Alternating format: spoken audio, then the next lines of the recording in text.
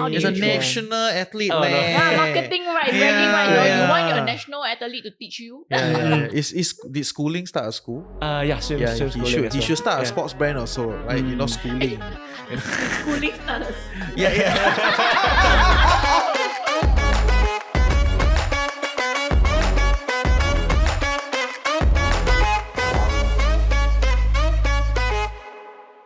Welcome back to Wise and Shine. I'm your host Reggie, aka your Chief Financial Coconut.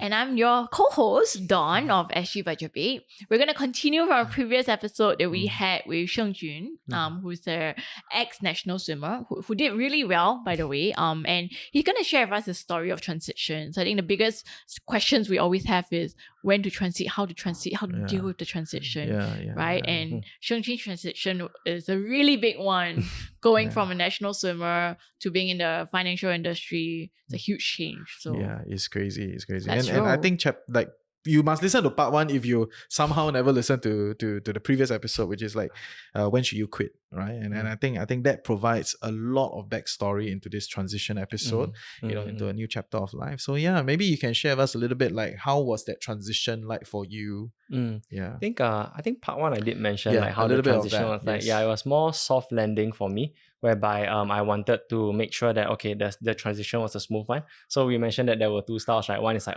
I go like once I drop this and I go the other one straight away. But mine was more like I did like 1 quarter financial planning and then 3 quarter swimming. Then it became a half. Then it became this way lah. Like mine was like half, A then it soft became landing. a full. Yeah, so yeah. So I think that was what has worked for me lah in the transition. Yeah, but different people may have different ways to transition. So then, do you see that kind of like in the sense of when you're transitioning into a new career, like maybe just collectively call it career, okay? So if you're transitioning into a new career, like do you feel like there's some sort of skill sets transfer that gets to the other end? Because that is the narrative out there, right? Like, you must find what you're actually good at, detach your skills from the job itself and see whether you can reposition these skill sets into whatever you're doing now. You're doing ad for Skills Future, is it? I'm waiting, waiting very long already. Yes. I do agree, because when I picked my current career now, I did weigh like, okay, what was it that because for me I enjoy collaboration. So like I mentioned, I focus on the process. Like for swimming, it was me collaborating with my coach, collaborating with my teammates, my family, and my loved ones, my girlfriend back then as well. So I wanted to find a job that was similar, that gave me that similar collaboration. Can you expand a little bit more? Like, how do swimmers collaborate with all these people? Because when we train like 5 hours a day in, day out, there are tired moments whereby we just want to give up. So then we'll push each other like, hey, let's go. Coaches will push us on. And just being there, anytime we needed them, we could like maybe text our coaches, text our teammates, like, hey, wow, I'm really damn tired. Like if we need a pick me up. So it was very collaborative and share our problems with one another. Let's say if like I'm stressed about this race, our teammates know that, hey, we're all stressed. We're all in this together. So that was very collaborative to me. And knowing like, for me, I really enjoy the relationships built with my teammates lah. So I really wanted something that was more relationship based, a job which offered me that. So 2 things that came to mind lah. One was swim coaching, whereby I could not leave the pool and do swim coaching. Another was financial planning lah, which was also the similar collaborative kind of skill set. Yeah, but most people actually, as a swimmer, a lot of people go down the first route, right? The swim What was coaching, what was your decision making process? And in fact, being a swim coach, you can earn a lot of money as well. How do It's you a choose? national athlete, Oh, no. man. Marketing, right? Bragging, right? You want your national athlete to teach you. Did schooling start a school? Swim He schooling should. as He well. should start a sports brand also, like schooling. Schooling starters. Yeah. So for me, I did try coaching as well for a period of time. So you tried, yeah, okay. but I couldn't be. Okay, it's different when you're swimming and you're coaching. Like when you're swimming, you're like constantly, your body's heated because you're always swimming at high speeds. But for coaching, I was in the pool, but I was standing in the pool. So I was like very cold all the time. So then I could only coach maybe a maximum of 2-3 hours. Then I'll be like freezing. So then that was the first thing that I was like, okay, I never saw it from that view. Yeah, so I No actually wonder tried. all the swim coaches, they have to wear the full suit. Yeah, it's I was cool, like, it's why you cool. wear until so thick? Okay. Oh. Yeah, so then after that I was like, okay, maybe I wanted to see like financial planning, how it was like. And then also like I mentioned in the first episode lah, like my dad really gave me all his retirement like portfolio, his retirement funds. He really funded my swimming. So from there, I was like, okay, this was really a calling for me. I was like, okay, it really helps me manage my own finances better, my family's finances better, and many others as well. And it also is more collaborative. Although I think to me overall it's very collaborative. Like so far my career has been quite a smooth sailing. Was it you been like put in, like you saw these and you saw, oh, maybe that's a sign, and you wanting to explore that for yourself? Or was it a case of someone started to seed that idea in you and you're like, oh yeah, ho. Yeah. And which one was it? Actually, it was my best friend in school. Both of us studied sports science and management. His name is Luke. So then he was my best friend. Hey, I met him! Yeah, the other day, correct. So then at that point in time, I'm not sure if he also wanted to be a coach, but we studied sports science and management. For me, I was like, yeah, my trajectory is coach. Sports science and management, national swimmer, coaching, man. Yeah. So, but at that point in time, like I mentioned, the coaching experience that I had, and then he was a student advisor back then. So then I was like, he was a first class honor student, but then he dropped to second upper. So I was like, bro, what's so important? Last sem, then he dropped to second upper. So I was like, what's so important that made you drop your first class honors?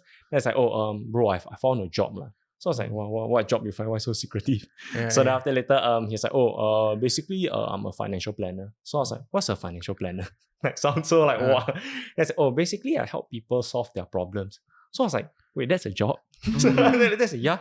He said, you interested in you come and find out more. And I was like, I come and find out more. So then ever since then I went, then he told me about like financial planning and everything. And I was like, actually it's quite fun. Like this doesn't feel like a job. So then I don't know whether that was seed planting from him. It was. It was confirmed. This But- strategy I also know.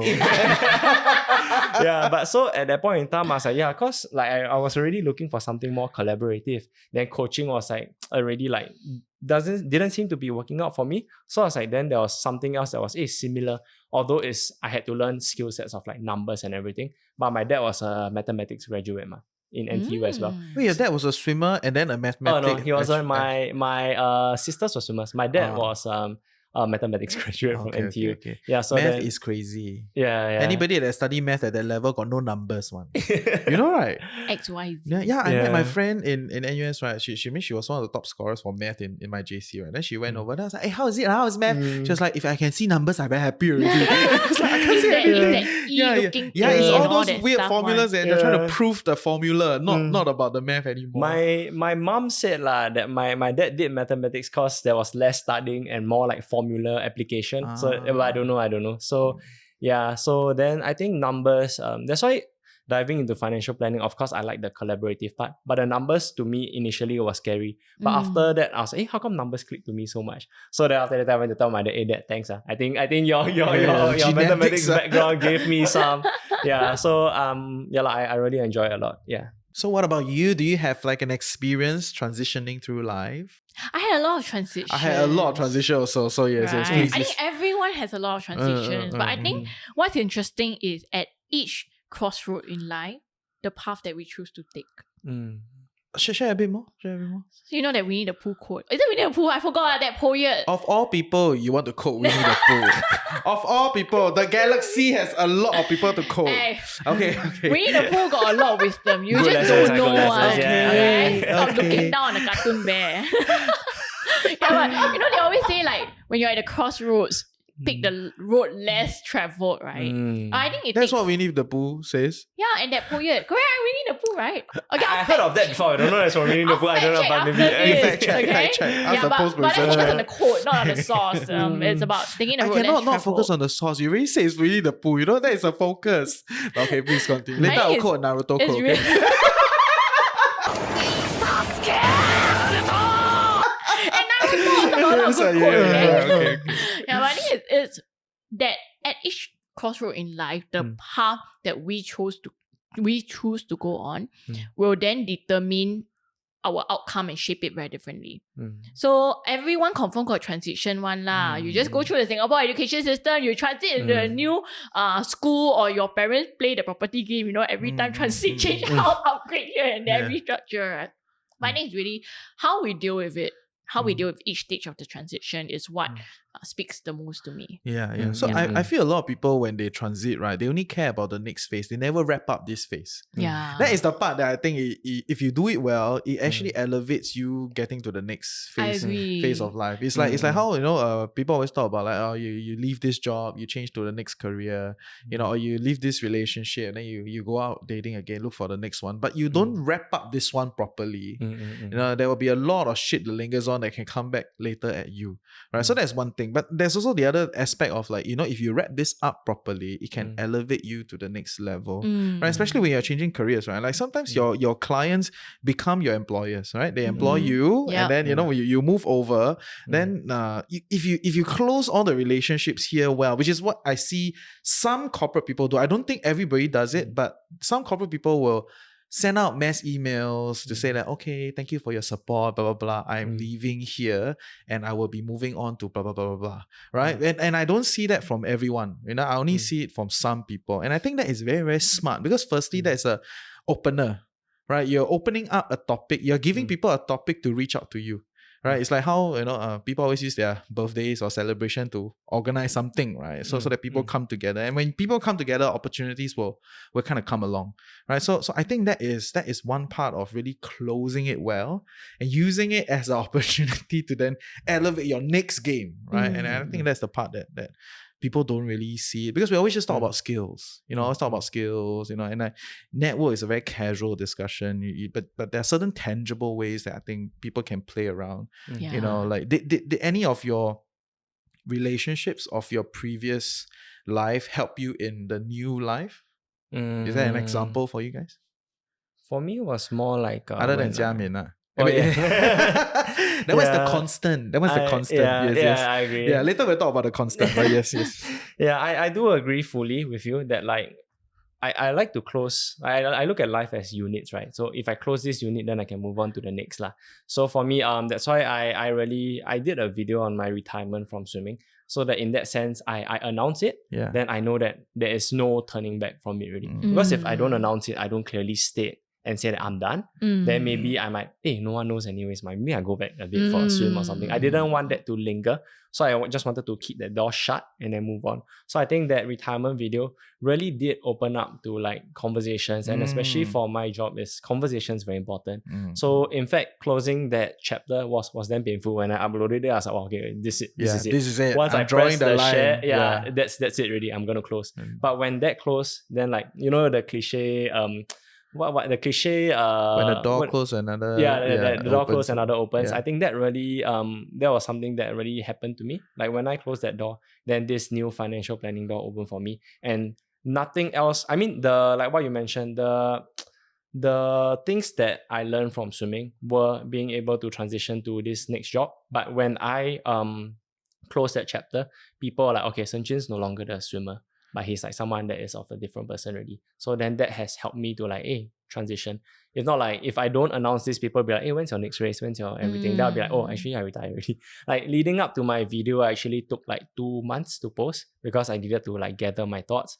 During that 2 months, people were like, when's your next competition? How has training been? Everything. I was like, I'm done. So instead of like telling everyone, I'm done, might as well just say it. And that really has helped, that lingering, like, this has closed. So I really agree with you that like we shouldn't. Okay, people who want to leave things to linger also can lah. But I say that for me personally, I feel PC. It's like what you said. You wrap up nicely. Wrap up it's not nicely. It's not really you close or you end. Wrap up right. nicely. The most sad part is, especially people who are very young and immature. They end, like they quit their job on a bad note. They move on to the next one. They start bitching about their previous ones, and then like they burn bridges. They don't bother to keep in contact. And then later on in life, some of these relationships or ex-relationships come back to haunt them. Yeah. Right? We all know like that crazy psycho ex-boyfriend, girlfriend who appear in your life. No, he like I'm not like that one. You never wrap up properly when you like that. Especially if you come from the better schools.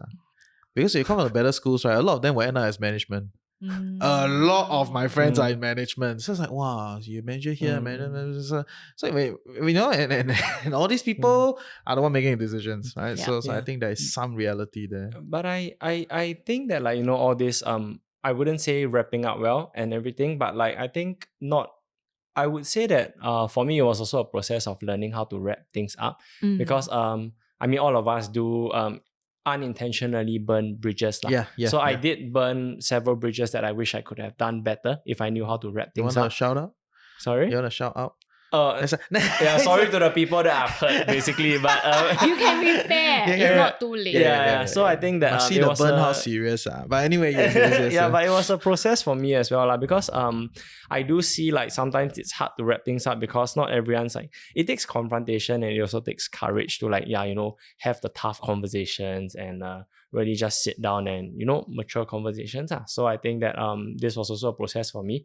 And if I ever hurt anyone, I'm sorry also. I mean, granted, this was your first major transition also. So then there would have definitely been things that you didn't know, things you wish you had done better. But no one's perfect. Yeah, but I have a tip for that. Because like, I feel like a lot of people don't realize the power of the space that you're in.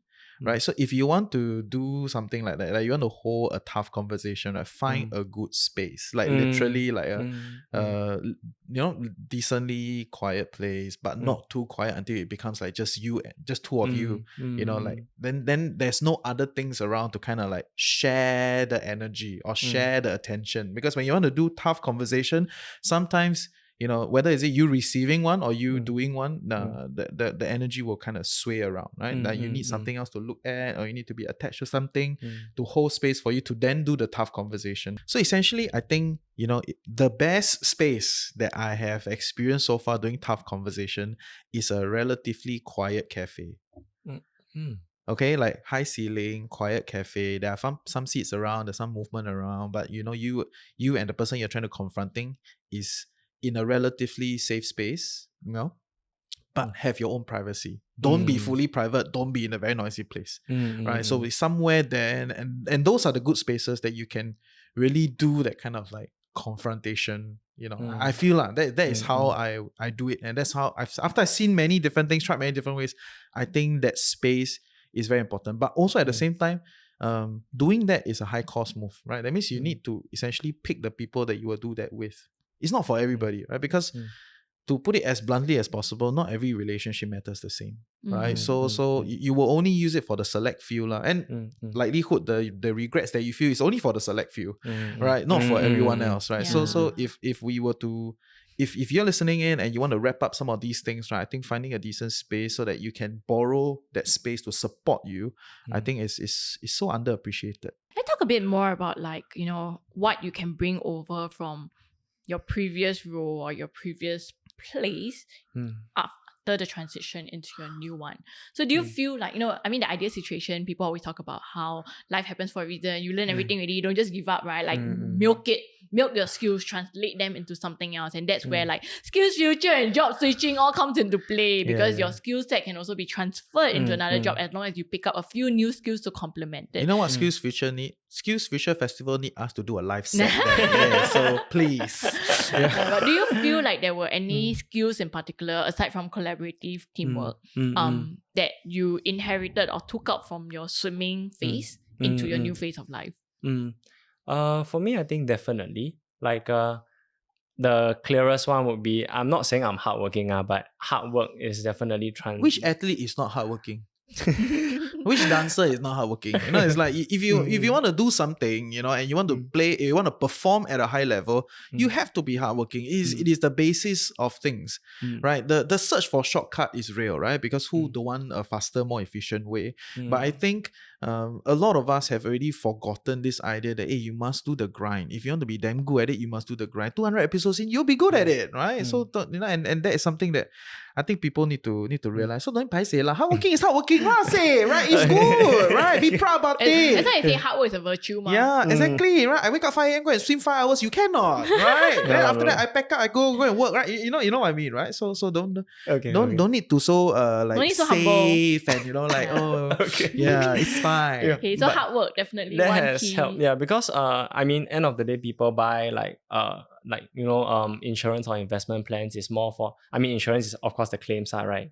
So for me, I try my best to claim as fast as possible. I think that's something that I like help them claim, help them submit. It's okay. It's a good thing, it's true. I think people it's good. like that. I think Imagine it's good. you wait very long for your claim to come. Yes. I get it. Yeah. So I think like all the, I need to work hard. I transitioned that into this business. And of course, investments, all the fund. I don't know whether I'm allowed to say this, but the fund switches and everything, we can really help to make fast switches and everything, like, because markets are always moving.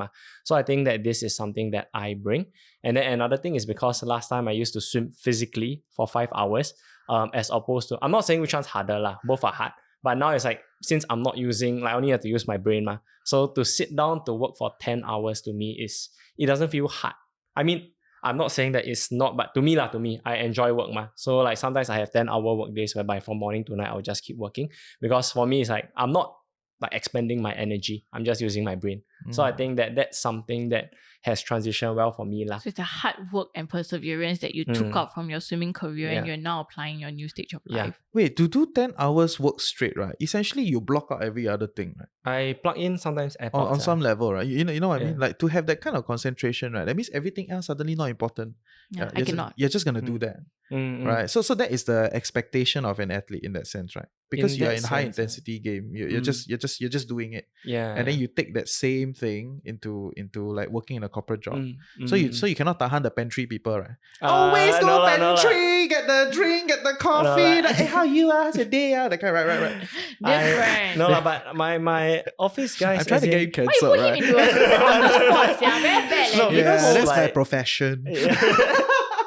Everyone is different. Like for me, as in I usually just let them know, like, cause maybe they might need to go to the pantry to recharge their minds. So I'm okay with that also. Like sometimes when I eat, Yeah, I some have a people chocolate pantry bar, is that pantry thing, okay? What's wrong? yeah. I never Cancel this one. Yeah. But I find that for me what helps is because I rather just sit down and finish everything. I do have, I mean, the 10 hours is inclusive of maybe a half an hour lunch break.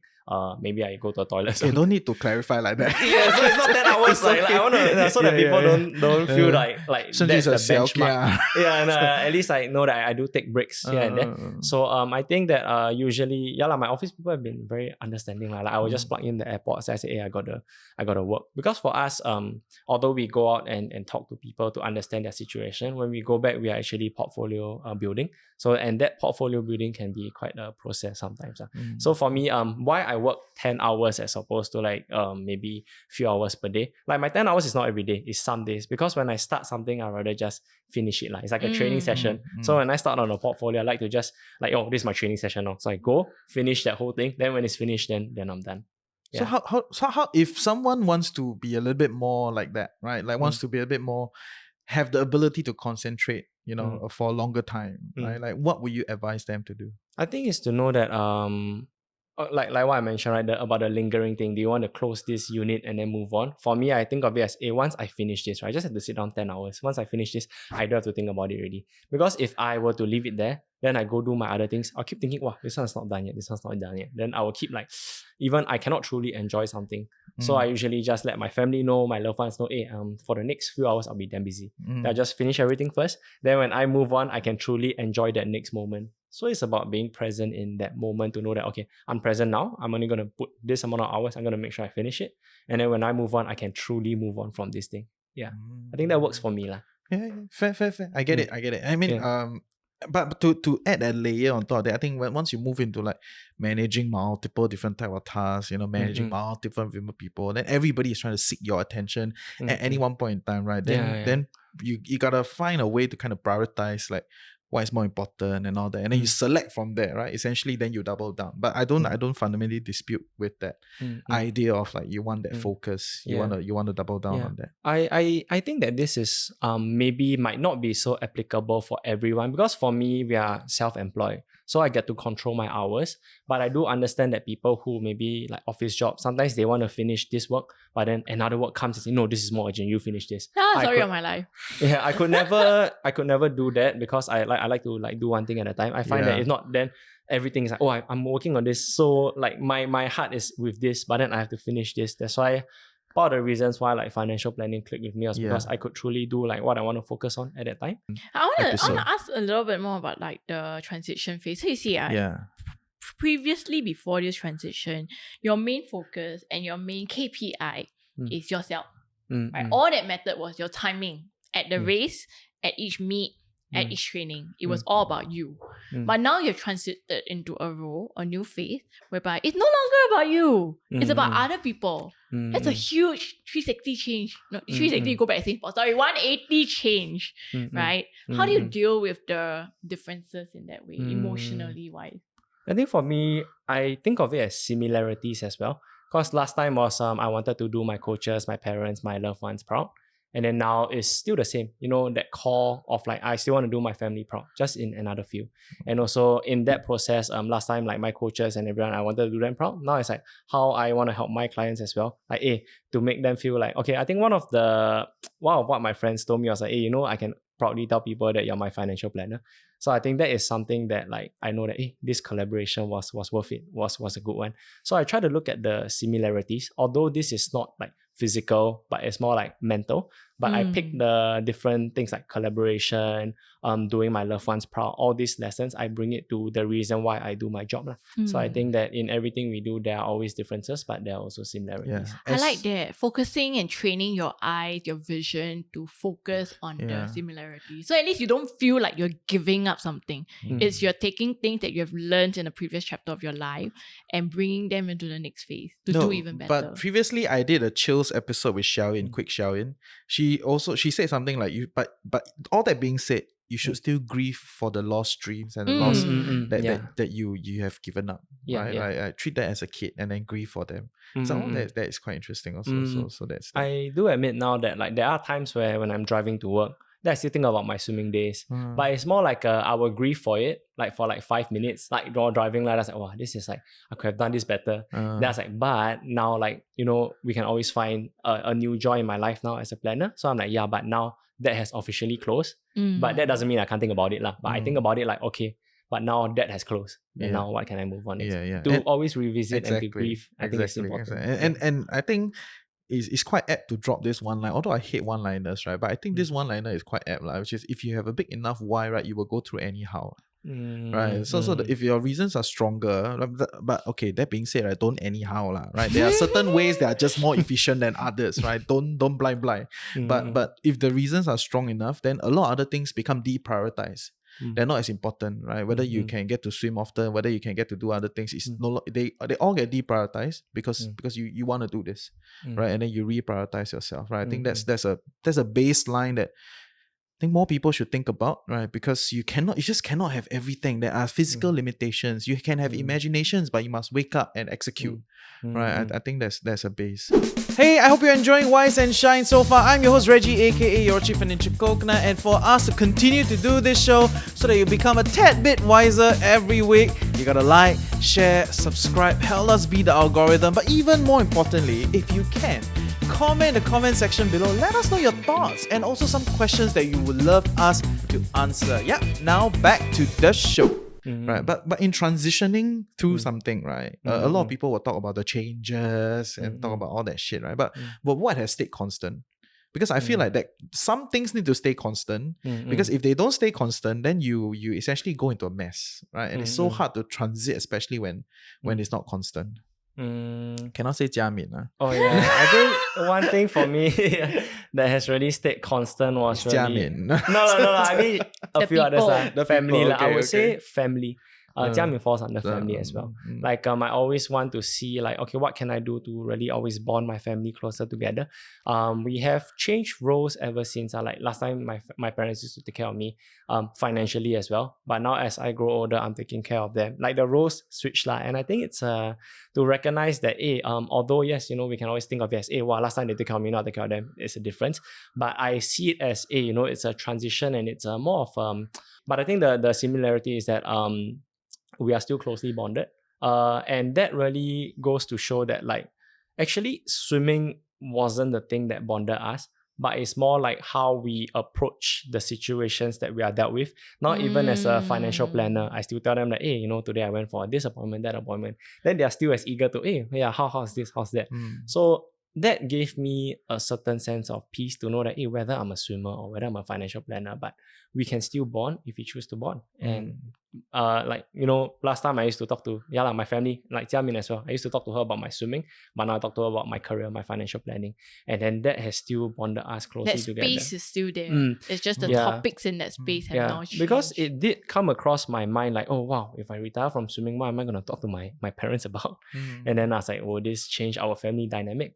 But the very fact that now it has still stayed, I think that has really driven me, and it keeps me like mentally in a very good headspace. I picked up on something, like one thing people always forget about a transition phase is that emotions of uncertainty. And you didn't say that, but I heard it in your answer. I think we should deep dive more into this, right? Like a lot of people are just, they cannot deal with uncertainty, especially those who are planners. Everything must have an outcome. I need to know when will this transition phase end, when I will be successful again, when I'll hit the next high, the next peak. So it has to be very concrete. But transitions, as the word suggests, is you really don't always know what is on the other end. How do you deal with the uncertainty? Do you have any tips for our listeners? I got tips. Can I give tips? Okay, what's the tip? So I think all the uncertainty that you're talking about just now, right? It manifests as like bits and pieces of random pointers and ideas in your head, right? It's very messy and random regrets. It's very random. It's not like organized shit, right? So there's and it, at all sorts of random turns, someone says something can trigger you. It's very very luan, right? So what I will do when I vividly recognize that I'm in that state, right? What I will do is I will essentially just scribble. Right, so I want to see that visually because I don't want them to be here, right? So in order to work on them, I first throw all of them out on a sheet of paper essentially, right? And it does not need to be like one line. Don't need to. I just scribble as and when, right? So as it all start to come out, then once that nagging kind of disappears, that means I know that all is out already. Right, and once it all is out, then you start to cancel what is not important. What do I really want? What is my main concern? Is there a way to rectify this? Right. So to me, that is the first translating what is the mess in your head onto a piece of paper. And I think that is so basic, but it works, right? So that's your coping mechanism. That's my clarity seeking process. And then after that, I'll start to see, okay, this one right actually not valid. This one right actually these three boils down from the same source of problem, right? And then is there a solution here that I can do? So it's like you just clear one by one, right? Then it becomes once you're cleared with it, then you must sit with whatever you cannot clear easily, because there are definitely some things that you cannot just remove easily. Like what if my team is not a great team, then you go and email them or LinkedIn them, right? Just talk to them and say, I'm going to sign the papers soon, so I would just like to get to know you a little bit better, how is the culture here, like blah, blah, blah, right? So it's not that difficult, right? It's just that you need to be clear of what it is, right? And also be clear that some things don't have easy answer, and then sit with them. I think that's kind of how I manage it. For me, I deal with it very differently. Whenever I'm in a transition phase, right, what I do is I create a lot of backup plans. So my caveat here is I'm a planner, right? I'm exactly that kind who cannot deal with uncertainty in life. So I always have plan A, this happen, if plan B, if this happens, C and D, and depending on how uncertain the uncertainty is, then I can have as many as like 5 to 6 plans. But usually it's anywhere between like 2 to 3 or even 4. And then that gives me that reassurance that, okay, things are very messy. I really don't know. It could go any way. But at least if it goes any of these ways, I have a plan. Yeah, that's also how I actually deal with my insurance planning, by the way. I really think of what are all the different situations that could happen. I think the difference, as you guys know, I don't wait for an insurance person to prompt that in me. I plan for myself. So I ask myself all these questions. I go out there and find the details, and then I come up, okay, plan A, plan B, plan C, plan D. What will it take for me to prepare for this plan, or what do I need to do to get prepared? And then I see if I want to take the action on those. Yeah. And sometimes I like to also, depending on what the plan is, I may already start acting on the different plans all at one go, while living. So I leave all the door potentially open. Super planner, I'm really super planner one. I cannot do goodness. plan one, Yeah. Then slowly, okay, if I decide on this route, then I slowly close this door and wrap up. Super planner. Wow, that is interesting. What about you? I think both of y'all make a lot of sense. Don't so cordial. Which What is yours? what What is is yours? your version? I think I do have similar traits, bits and pieces from both of you guys. For me, it's more of 不客气. having a having a backup plan is good. And to tap onto that point, right? Like I'm very like I do a lot of catastrophizing. So I'll think the worst case. The 1% that will happen, I'll always think. But There is a word for that. I think it's catastrophizing. I think Really? I think so. Okay. Yeah, or catastrophic thinking. Okay. But I also always have that. yeah, You know correct. that show called Final... Fantasy. Is it the one Final where everyone... Destination, Final Destination, Oh, everyone I dies. have I never watched always that. have those moments. Oh my goodness. Yeah. You drive on the thing, the rod from the lorry. Okay, mine is not so not that kind lah. That Mine one is very more, catastrophic. Yeah, That mine is more like the worst case scenario lah. Maybe less okay, catastrophizing maybe Less a bit strong. morbid. Maybe worst case scenario thinking. So like what we mentioned about grief just now. Usually cause our business we need to approach people. So usually I will give two scenarios in my head. One is the most likely case scenario. And what has helped, okay, I'll get to the most likely case scenario in a bit.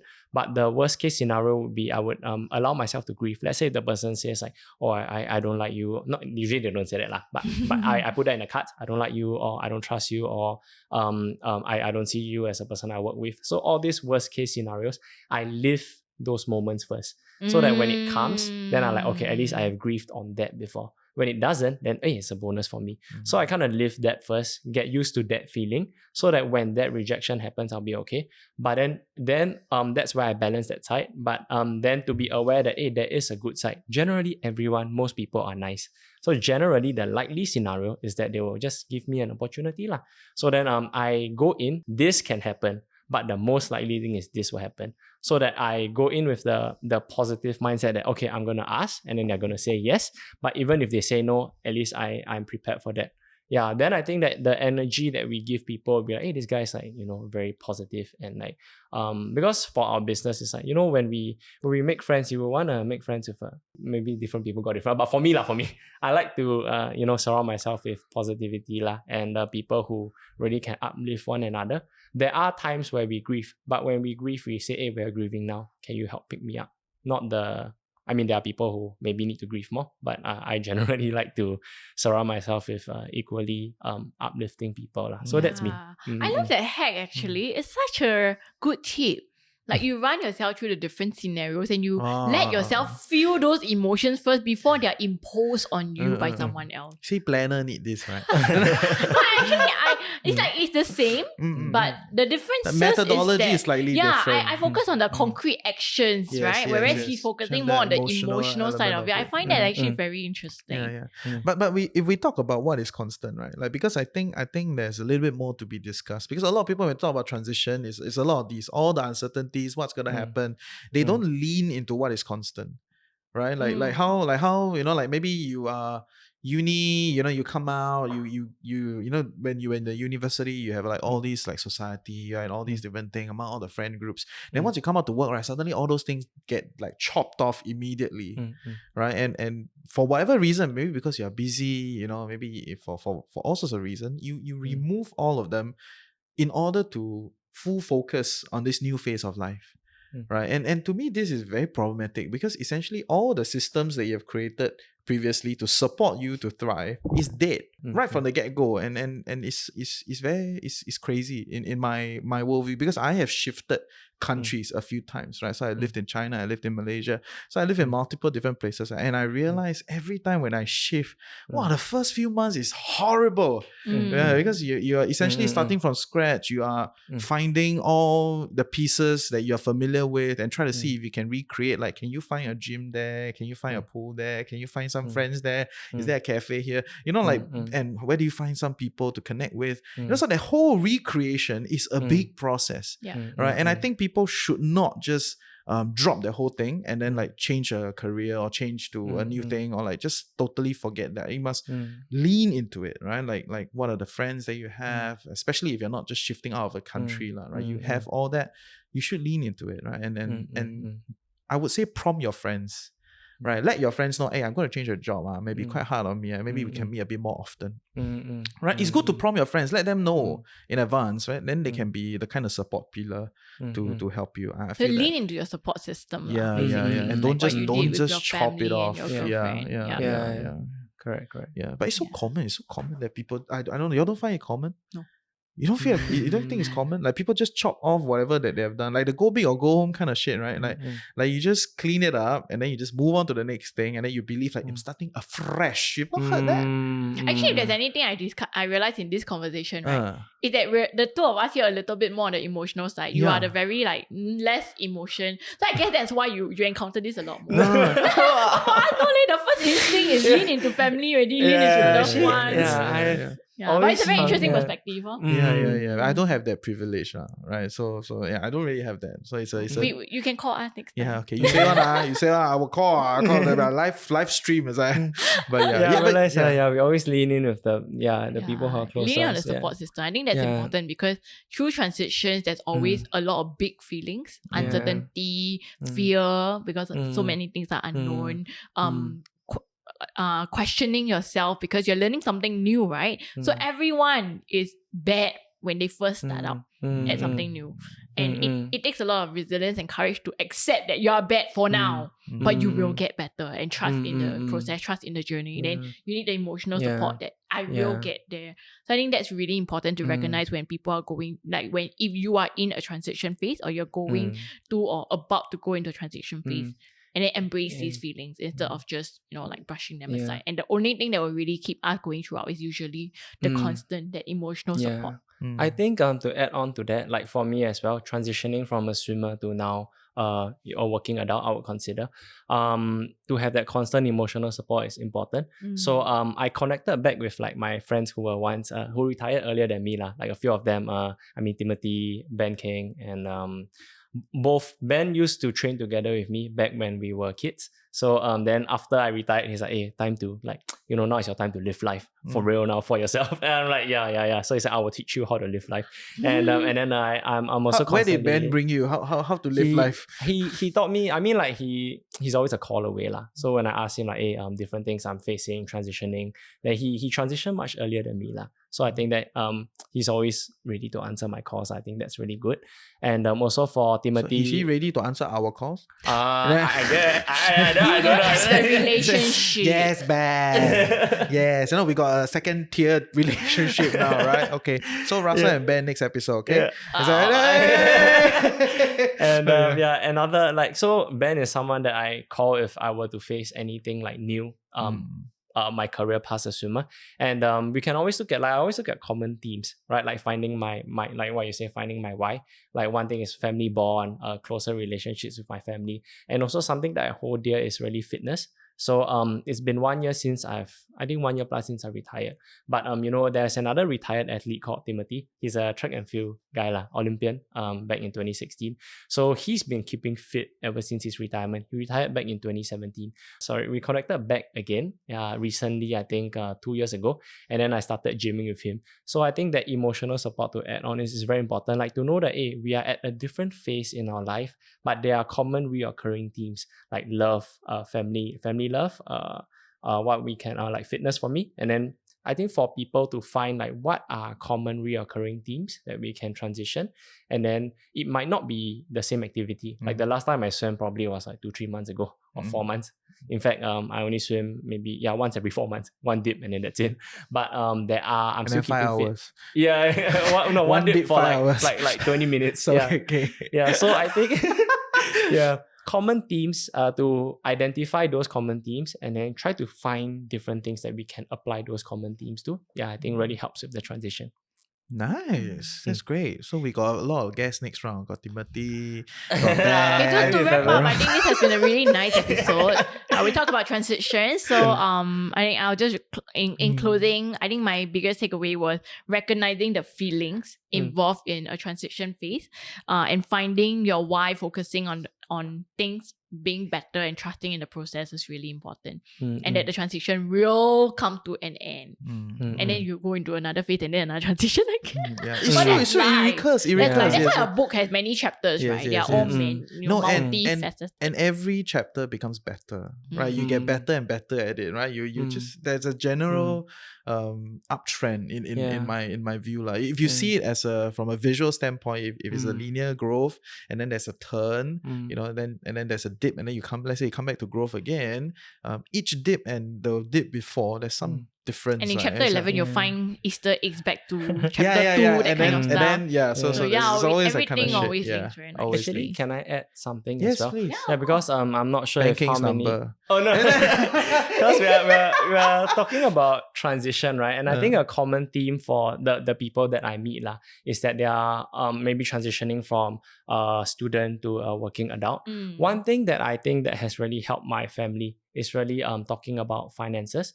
So for me, I was grateful that my sister did because when kids or students transition to work, that will be students 30s already, you will see every student as a kid. 那个小瓜, right? That 瓜 that day, what paying? Yes. So their parents will more or less be retired. So one thing, an activity that my sister, which I'm really grateful for that she did, was that she sat the family down. Like we talk about tough conversations. And she's like, okay, mom, dad, I know that both of you are retired.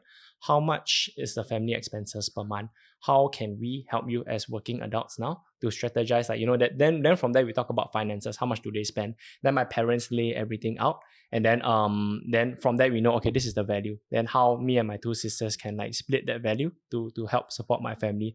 So I think that this exercise, I want to share it with the students who are transitioning as well when they transition to work life, because I think money is something, my sister said, money is something that's very hard to talk about even with family. So to have this activity that say, hey, we are holding this very safe space now, this is so that there won't be any feelings of resentment or like, hey, why my kid is not giving enough? Because enough is very subjective. Like, how much is enough for my family? So to talk it out, how much is the expenses? And then, okay, is this enough? Do we give a buffer? So I think that this family activity has really maintained that relationship with my family and I to know that, hey, finances, we already talk about it. We are all settled. So I think that this can be a good activity for others who are outside, who maybe just graduated, started work, then to sit down and like, hey, mom and dad, we do this for the purpose of like to make sure that we are taking care of one another. So how can we do that? Yeah, I think that's a good activity. It is. And and to be fair, it's not just about like student to like, you know, career, but there are some people that give up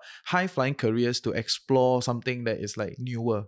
You know, maybe start their own thing. Or high-flying careers to become stay-home mom. Yeah. And there will be a financial impact. And I think that discussion needs to exist, right? You need to talk to all the people that are within the circle, whether it's your partner, your parents, your kids, even your kids, you know, even if they're very young, I think, you know, at some level, you should have a conversation with them to let them know that, you know, because I want to pursue this for blah, blah, blah, blah, blah reason, some things have to go and we need to come to our consensus. And driving that consensus is so important. And sometimes, you know, the funny thing is, before you make that move or that change to transit into something else, we tend to perceive the cost as very high. But after having this kind of conversation, you may then realize that, hey, actually the perceived barrier to entry or the cost not that high. And then it gives you a bit more confidence to go and explore it. There's a general tendency to over buffer. Exactly. So I think that's something that we can really look at. So for me, transitioning to different chapters of life, I think the common theme one is I never saw it that way, but yeah, I do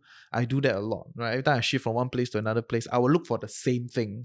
You know, the same few things, you know, the same type of people. There's a general tendency to kind of come together. So lean into that recurringness so that you find comfort in it. Then it kind of makes transition a bit simpler. Yeah, I do feel so. So thank you. Lovely. Great episode today. So if people want to look for you and they don't know your IG, where should they look for you? I think IG can put my IG name down. I think that would be. Yeah, but also, take this time to also thank the people who have supported me to make my career, the transition a smooth one. Because I'm in an industry whereby people need to trust me for me to work on their portfolio. So for me, so far, it has been a smooth sailing one. Actually, it's a reflection of the person. The fact that you can transit and those relationships came in to help, right? It's always what they say, karma, right? You build up over the years. If you did things badly in the beginning, then you won't have that later. You must rebuild the karma. Yeah. Yeah, Like, listen must to the rebuild episode we talk and about harder. reputation. Yes, talk about exactly. reputation. Plug in. Yeah, So Link below. just wanna take this time to thank everyone as well lah. And also if there's any questions, whether it is life related or financial planning related, anything lah. Basically, I'm always Instagram, I'm quite active there, so can always DM me. So there. if someone wants to So slide take in a your big DM. change and very scared of the transition, fear of the unknown, can they go and DM you? Yeah, for sure. advice? I'm happy to help because I did have mentors that helped me along the way. Like besides Ben, I do have different mentors as well. Like people who have been there, done that. I always like to, like what you say, being the first is hard, but learning from people that, hey, actually this is something that they have done. Yeah, I'm happy to help. For the people that has helped me, I'm happy to pay that forward. Yeah. So if Shengjun never reply your DM, you screenshot send me. I will. Hey, why you never reply? Yeah. Okay. So yeah, thank you for your time. Lovely. Thank you so much, Reggie.